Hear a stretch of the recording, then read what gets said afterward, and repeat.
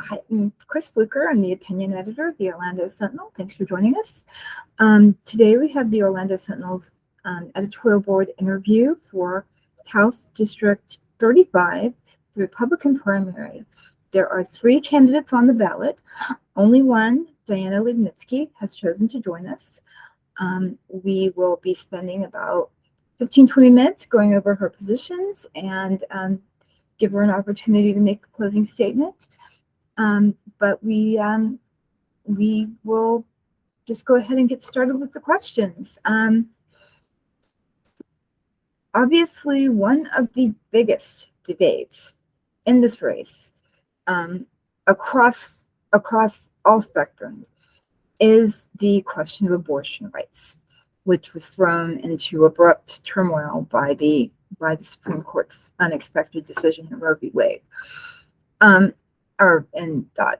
But I wanted to know, Florida has already passed a 15-week ban on abortion, and many people are expecting that a complete ban on abortions might be on the plate of the legislature in the coming session. Would you support that? Would you vote in favor of that? Thank you, Chris, for that question. So I'm going to start out by saying I truly wish I lived in a world where that wasn't even a question. And I work in healthcare, as you know. That's been my main lifetime scenario in trauma, pediatric critical care, all kinds of different healthcare perspectives. And public policy is a major part of what my role is as well. So to say that I would ever vote for a complete ban is no. And, you know, that might be very controversial being on the Republican ticket, because I see life in a very large spectrum. I see all of the crises of issues that come across. I also will say that I think the term abortion is a one-size-fits-all is potentially also a misnomer. I think that there are some things that possibly we could do to maybe redefine certain things. Much of my lifetime has been, you know, also caring for the process and the system of people who'll do anything to keep a hold on, say, that baby that has like severe anomalies that is not yet born. Those are the patients that I so often look at and think about. And I've known several very personally. They would get anything for one more day to hold on to their baby. However, I personally do not feel abortion is a form of birth control. I think we need to do a lot better education access across our country. Right now, my understanding is there's a 15 week is on stay right now. It's still at 20 weeks. And I saw Jay just told me up to 32nd. But there's a lot. This could be a whole day conversation. There's a lot of pieces to this. So saying yes or no is not a simple answer. We need to allow the people to speak on it. I say send it to the referendum. Okay, well, and I wanted to follow up. One of the solutions that many people suggest to abortion is doing better access to long-term, less fallible means of contraception. The governor did veto a project that would have provided long-term reversible contraception to a significant number of women. Do you support public funding for a program that would make solutions like IUDs, insertable implants available to women? Absolutely. And I mean, that is my major focus is, again, healthcare and a lot of the access that we're going to have to healthcare and some of the barriers that we have to it. So I will definitely be looking at that. We've got to fix the front end piece of that. And then, as I said, there's the back end piece with the babies, that the other major medical conditions as well. Again, abortion is not a one size fits all, but definitely better education to our young people, to all of our people. Don't get in that situation. You know, let's protect you. But I also think that there's also other programs where the father person needs to be involved as well. So again, it's quite a long. Okay, thank you. David, you have a question? Yeah, I did. I you mentioned we've touched on a couple of issues where you've mentioned that maybe the full on far right conservative viewpoint is not one that you share. Do you consider yourself a centrist, or does it sort of go issue by issue as far as that goes, just in general? I'm definitely a Republican by general overall policy. I think there's a lot of topics, both left side and right side, that have swung way too far for most of the human beings that we deal with. And I see people by the value they bring to the table, not the sticker or the party or the color shirt. I definitely believe that we need to have a lot more conversation and we need to get a lot more subject matter experts around the table on these subjects. Thank you. I did have one more question while I've got the floor. Um, why now? I guess is the main question. What is it that drove you to get into this race in particular this year? Thank you for that question. Yes, sir. Actually, ran in 20, and in 2020, our district was most of Osceola County. We still had the city of St. Cloud, and we had sort of the eastern part of Polk County. My opponent, one of the opponents in the race, was I actually won the Osceola part of the race for the 2020. My opponent spent almost over 300,000. I don't know the exact money, but over 300,000 of the Tampa media market to overcome that he was being, under investigation for falsifying the fact of being a law enforcement officer. So we had a lot of situations at that time. The people actually asked me to come back and do it again. They wanted me to be their candidate. So I said I would stand up one more time. I will say someday I'm going to write the book called The Reluctant Candidate, not because I don't want to serve. I want to serve most expeditiously to bring the voice of the people's agenda to the state.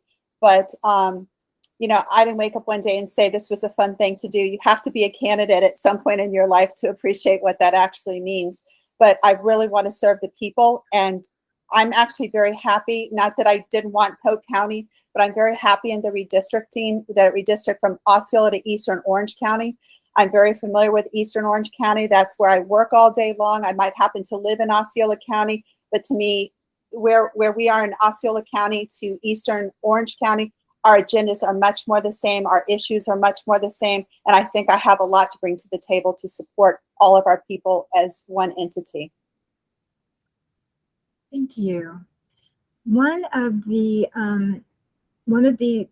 real tension points, and has been the system of checks and balances, and the fact that the governor has dictated to the legislature, dictated to the courts, and seemingly consolidated a lot of power. But a lot of people were rather alarmed this past week when the governor removed the Hillsborough County State Attorney. Do you believe the legislature is doing an adequate job of maintaining its authority in Florida's governmental structure? And what should lawmakers be doing? From the way I'm understanding your question, I think you're talking about balance of power from the executive level sort of situation.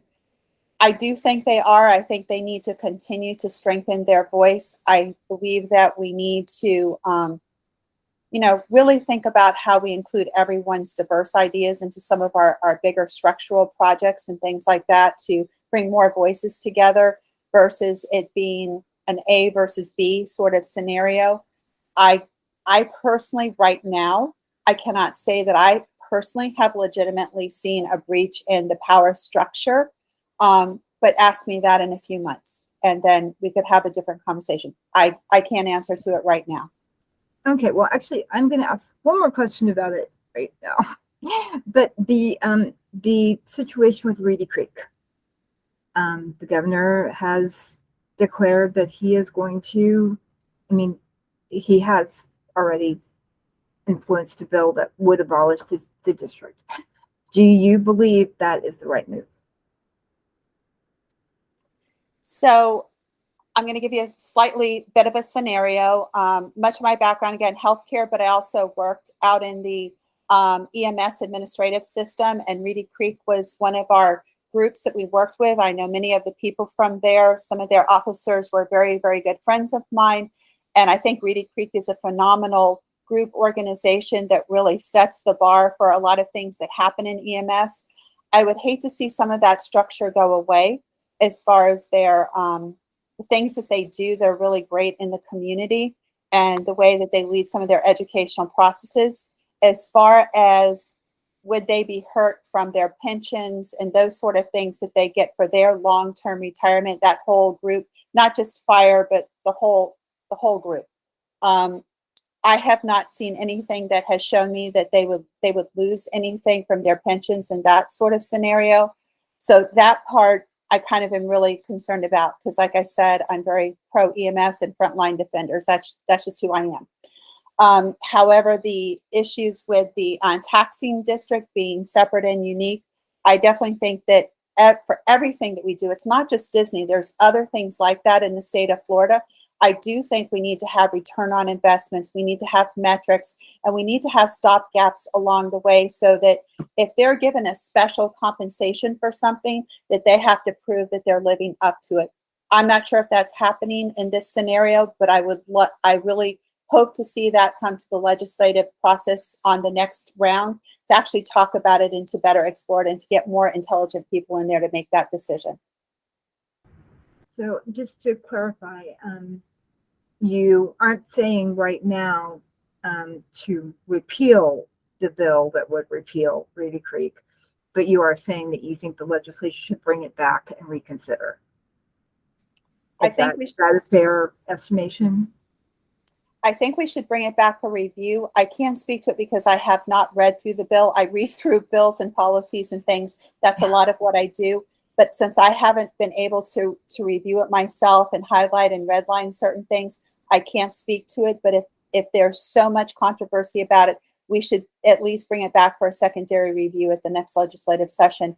And I would absolutely be open to having deeper discussions for what the end game is. Because, we do too much where we wipe one thing out and we don't really understand what the far impact is to the people. I want to know what's going to impact our people. I'm going to squeeze one more question in because there's so much that we didn't have a chance to get to. Florida is currently embroiled in what many describe as a housing crisis. Some say it's a housing emergency, particularly here in Central Florida, where housing is the least affordable by some metrics in the entire nation. I would like to get your take on the legislature's priority, what the legislature's priority should be when meeting the needs of Floridians who are learning that they can't afford to live here anymore. That's a question that, again, that's a whole day's conversation, but I look at that very closely. As an example, I have a 30-ish-year-old daughter who's looking to buy her first home, and she actually lives in another state. And I look at comparative price. I'm also a real estate agent. I basically have my license hung. It's not something I actively do, but I do watch and monitor housing prices. I think that we do have, when you say what is affordable housing now, some people say a $400,000 house is affordable housing. I know I could not afford a $400,000 house, and so I know for sure that's not affordable housing. But I definitely think that it's something that we have to look at. I'd love to see some more investment into urban rehab as one thing to actually develop some like first new home buyers who are already have like smaller communities wrapped around them that are closer to work and to other substantial things like shopping, and that a lot where I live in Osceola County, there's no mass transit and there's no, higher paying close jobs within here. Most of our people go to Tampa or the Orlando area to go to work each day. So that's definitely not affordable housing that also has those other components that you would look for. I think we need to look at these things from a mass impact effect, But I also want to say one more thing about our seniors who live in like mobile home parks where they're going throughout the nation and selling the parks. And then now we have older folks, 80 plus years old, who are suddenly basically without housing. That is beyond unacceptable. We have got to put a stopgap in there for that. But you have challenges with that's a private entrepreneurship. How do we step on that, but yet protect our seniors at the same time? A lot of work needs to be done on our show. I thank you so much. It has been a great conversation.